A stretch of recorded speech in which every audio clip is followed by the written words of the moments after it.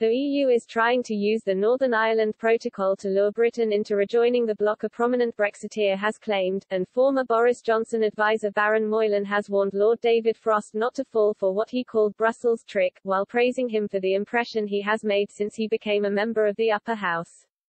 Baron Moylan, previously Daniel Moylan, who was chief airport advisor to Mr. Johnson when he was London mayor, was commenting on the ongoing dispute over the controversial mechanism for preventing a hard border on the island of Ireland.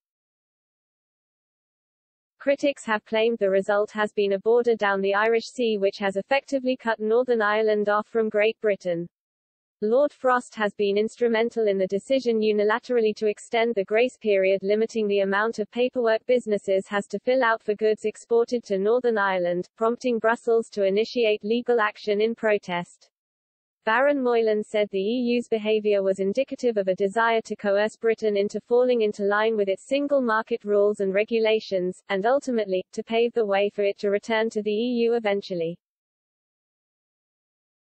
Most recently, European Commissioner Maros Šefčovič sounded an explicit warning that relations between the bloc and the UK would sour, if the situation was not resolved, in what was interpreted by some as a veiled threat. Baron Moylan told Express, "I think David Frost would like to find compromises that make things work better.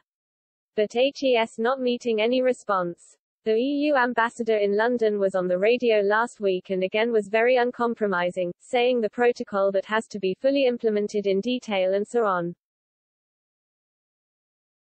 There was no sign of compromise. Baron Moylan, who is also the former chairman of the London Legacy Development Corporation, as well as having served as the deputy chairman of Transport for London, added, "David Frost has a government policy which he wants to deliver, which is, if we're going to have the protocol, it's got to be made operative in a way that works for the communities in Northern Ireland and does not threaten the Good Friday Agreement.